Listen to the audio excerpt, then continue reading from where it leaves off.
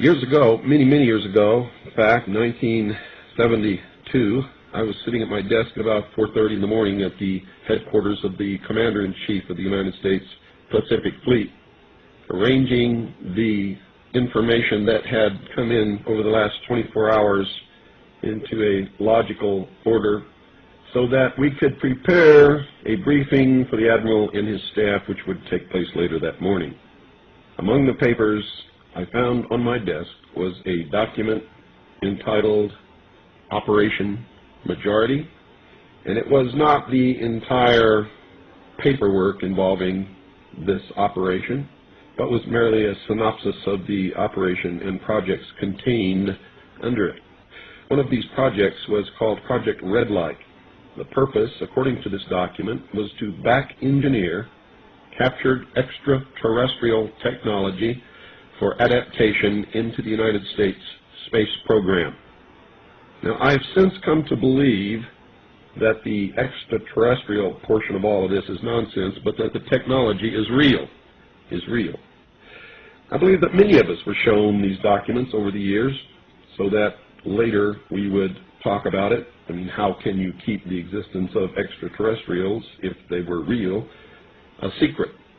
And how could anyone keep quiet knowing that they had seen documentation, official government documents labeled top secret, that expressed that these extraterrestrials were real and had visited this earth?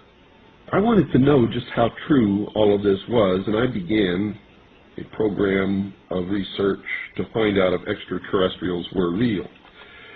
The first thing I did was collect every bit of documentation that I could find, both from the Freedom of Information Act, from the research of others, from books that had been printed on the subject of UFOs, and of course through my network of friends in the intelligence community.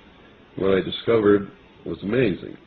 What I discovered, ladies and gentlemen, is that there has been a plan in existence since about 1917, and probably before that, to create an artificial extraterrestrial threat to this earth in order to create a one-world totalitarian socialist government. One of the first documents that I found in my search was this one, the Imperial Japanese Mission 1917, a record of the reception throughout the United States of the special mission headed by Viscount Ishii. And when the Imperial Japanese Mission was in New York City, they had a dinner, and some pretty famous people spoke at this dinner. One of them was John Dewey. John Dewey is the father of our failing, disastrous public education system. Here's what he said. Listen very carefully. John Dewey, professor of philosophy in Columbia University, who was the next speaker, was listened to with great intentness. He said, quote, "Someone remarked that the best way to unite all the nations on this globe would be an attack from some other planet. In the face of such an alien enemy, people would respond with a sense of their unity of interest and purpose." Unquote. Now, bear in mind, folks, that's 1917. One of the next documents that I found, and I found quite a few, but one that's pretty important, is called a report from Iron Mountain, the probability and desirability of permanent peace. Now, I encourage you to find this book, wherever you can find it. I don't know where you can get it, but find it. Page 66. Credibility, in fact, lies at the heart of the problem of developing a political substitute for war. This is where the space race proposals, in many ways so well suited as economic substitutes for war, fall short. The most ambitious and unrealistic space project cannot of itself generate a believable external menace. It has been hotly argued that such a menace would offer the last best hope of peace, etc., by uniting mankind against the danger of destruction by creatures from other planets or from outer space. Experiments have been proposed to test the credibility of an out-of-our-world invasion threat. And it continues on another page. Nevertheless, an effective political substitute for war would require alternate enemies, some of which might seem equally far-fetched in the context of the current war system. It may be, for instance, that gross pollution of the environment can eventually replace the possibility of mass destruction by nuclear weapons as the principal substitute for war. Are you beginning to get the message, folks? Poisoning of the air and of the principal sources of food and water supply is already well advanced, and at first glance would seem promising in this respect. It constitutes a threat that can be dealt with only through social organization and political power. But from present indications, it will be a generation to a generation and a half before environmental pollution, however severe, will be sufficiently menacing on a global scale to offer a possible basis for a solution. However unlikely some of the possible alternate enemies we have mentioned may seem, we must emphasize that one must be found of credible quality and magnitude if a transition to peace is ever to come about without social disintegration. It is more probable, in our judgment, that such a threat will have to be invented rather than developed from unknown conditions.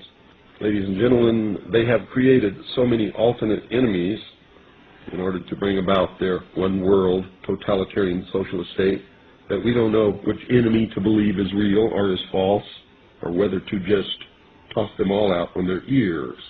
And I think that that is probably going to be the best solution.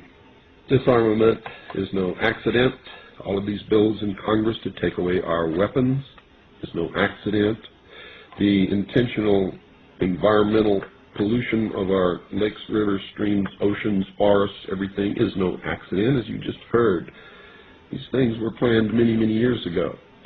All the bombardment of the public with movies about flying saucers in the 50s, right after the United Nations Treaty was signed and the UN Participation Act was pushed through Congress, and all of the incidents since that have convinced the majority of the American people that flying saucers are real and extraterrestrials exist, and that flying saucers are from an extraterrestrial origin. This is being promulgated in many ways, by television commercials, in the movies, in the newspapers, by creating incidents either real or imagined. I believe, because of my research and because of the extensive documentation that I've found and that is in my book, that this whole scenario has been created to give us an artificial alien threat from outer space. During the Reagan administration, he made 6 speeches, specifically talked about a threat from outer space by some other species from some other planet. 6, ladies and gentlemen. Why would the president repeat the same thing 6 times, tagged on to the ends of speeches by him? The speechwriters did not put that in the speech. Ronald Reagan added it himself. Perhaps we need some outside universal threat. I occasionally think how quickly our differences worldwide would vanish if we were facing an alien threat from outside this world. This was a powerful suggestion to implant into the minds of the people of the world that there really is a threat from some other species, from some other planet to this earth. Now, you people out there have been ignoring the UFO phenomenon for too long.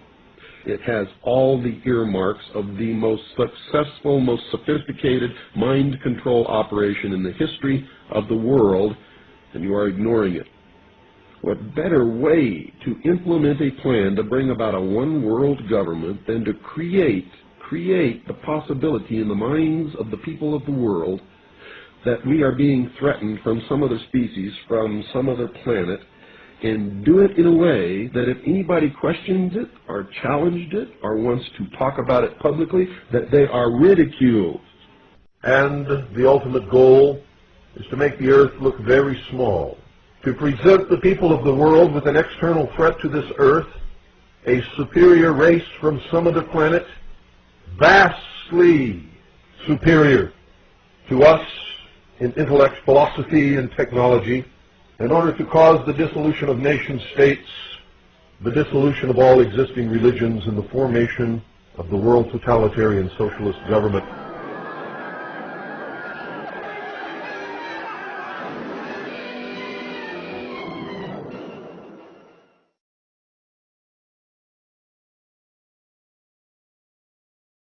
program. Now, I've since come to believe that the extraterrestrial portion of all of this is nonsense, but that the technology is real. I believe that many of us were shown these documents over the years so that later we would talk about it. I mean, how can you keep the existence of extraterrestrials, if they were real, a secret? And how could anyone keep quiet knowing that they had seen documentation, official government documents labeled top secret, that expressed that these extraterrestrials were real and had visited this earth? I wanted to know just how true all.